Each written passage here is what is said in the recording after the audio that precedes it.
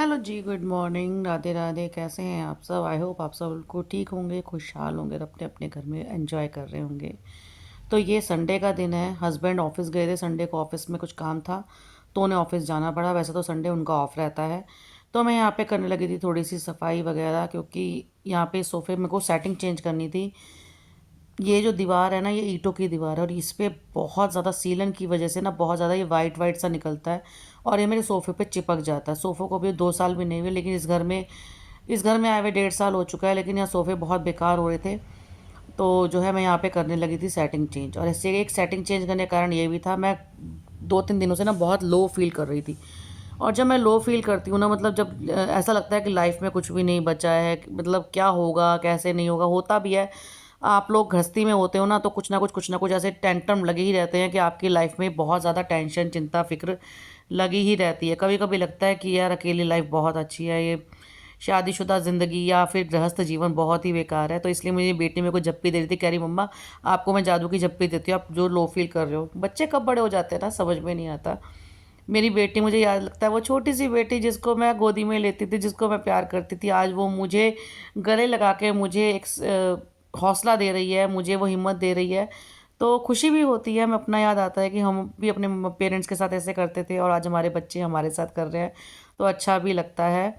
तो आज मैं पूरे घर को उथल पुथल कर दूंगी, पूरा घर को मैंने उथल पुथल कर दिया था। और ये देखिए कैसे झड़ रहा है ना वाइट वाइट, आपको देखा, ये देखो कितना झड़ रहा है ना वाइट वाइट।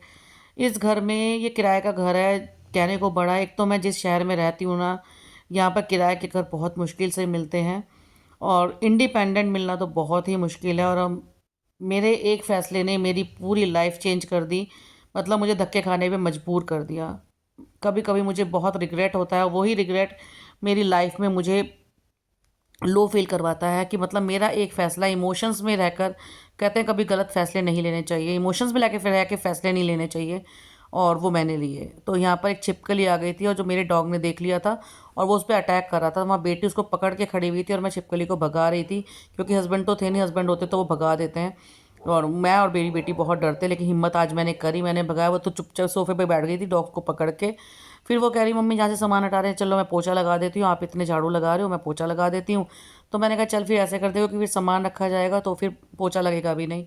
और सेटिंग चेंज करें, वहाँ से कोने में सोफ़ा हटा के पहले यहाँ खिड़की के पास रखा, यहाँ पर एंट्रेंस के साथ में इसका जो बीच का कॉर्नर था वो निकाल देता। वो बेटी बोली मैं अपने रूम में कॉर्नर बना लूँगी, मैं अपने कमरे में रख लूँगी। तो मैंने कहा चलो ऐसे कर लो। फिर एक कमरे में दीवान रखा था, ये वाला कमरा बहुत कम यूज़ होता है क्योंकि फैमिली तो इतनी बड़ी है ही नहीं, मैं, मेरे हस्बैंड, मेरी बेटी, हम 3 जने ही हैं, तो इतना तो हो ही नहीं पाता। तो ये कमरा हमारा ऐसे रहता है। ये तो यहाँ दीवान रखा हुआ था, इस पे हमने जो सर्दियों के कपड़े निकाले, जिन बैगों में से निकाले गर्मी के कपड़े रखे थे, वो बैग इसी पे रख दिए थे। मैंने कहा फिर अभी 1-1.5-2 महीने बाद फिर निकालने पड़ेंगे, फिर बेड में से निकालेंगे, तो मैंने इसी पे छोड़ दिया था। तो शायद अब लग रहा है कि अब सही भी करा, क्योंकि मौसम में इतनी एकदम से गर्मी सी आ गई ना, वुलन तो पहना ही नहीं जा रहा है। तो यहाँ पे ये दीवान खाली करके मैंने कहा उस कमरे में ले चलते हैं, थोड़ा दीवान रखा रहेगा तो उस कमरे का लुक अच्छा लगेगा, क्योंकि पूरा लंबा हॉल सा है वो। कोई ऐसा नहीं है कि कुछ ड्राइंग रूम या कुछ ऐसा हो। अब किराए के घरों में ऐसे ही होते हैं, एडजस्ट तो करना ही पड़ता है। तो हम भी कर रहे हैं, एडजस्ट कर रहे हैं, मतलब अपने हिसाब से तो घर मिल ही नहीं रहा है। तो और किराए के घर कहाँ अपने हिसाब से होते हैं, अपना ही हो पाता है, और अपना हम कर नहीं पा रहे हैं, हो नहीं पा रहा जो था। चलिए छोड़िए घर की बातें, क्या बोलना। तो फिर उसके बाद में बेटी को भूख लगने लगी थी, तो मैं यहाँ पे उसके लगे पराठे सेकने लगी। बस थोड़ा सा इतना ही कर रहे थे, थोड़ा लो फील होता है तो मन भी नहीं करता। पत्ता गोभी मटर की सब्जी बनाई थी, उससे फिर हमने नाश्ता कर लिया, मतलब दोपहर का लंच कर लिया। फिर ये वीडियो नेक्स्ट डे की है। नेक्स्ट डे बसंत पंचमी थी, तो यहाँ पे ने सरस्वती जी की पूजा करी, लड्डू वगैरह का उनको भोग लगा दिया था। उसके बाद में ये देखिए मेरे लड्डू गोपाल और मेरी श्री जी, जिनको मैंने पीले वस्त्र धारण करवाए थे उस दिन बसंत पंचमी वाले दिन, और गुलाल लगवाया था, क्योंकि वृंदावन में आज के दिन के बाद में 40 दिन की होली स्टार्ट हो गई है। तो मैं डेली अपने ठाकुर जी और श्री जी को गुलाल लगाऊंगी अब। तो यहाँ पर मैं उनको गुलाल, पूजा वगैरह भी मेरी सब हो चुकी थी। फिर मैं आ गई थी यहाँ नाश्ते के बनाने के लिए। आलू के पकौड़े बनाए थे, क्योंकि हस्बैंड ने भी ऑफिस जाना था और कुछ पीला सब पीला बनाना था। तो वैसे तो मैंने लंच में के लिए कढ़ी चावल बना दिए थे, और यहाँ पर मैं ये आलू के पकौड़े नाश्ते के लिए बना रही थी कि एक टाइम तो पीला खा लो, बाकी तो बाद में पूरा दिन देखा जाएगा क्या होगा। तो ये बना रही थी मैं आलू के पकौड़े। तो बाकी तो प्याज वगैरह का तो हम यूज़ कर रहे हैं, आज हमने कराई नहीं बसंत पंचमी वाले दिन। तो ये था मेरा छोटा सा व्लॉग। अगर पसंद है तो प्लीज़ चैनल को सब्सक्राइब कर दीजिएगा, वीडियो को लाइक कर दीजिएगा। मिलते हैं नेक्स्ट व्लॉग में।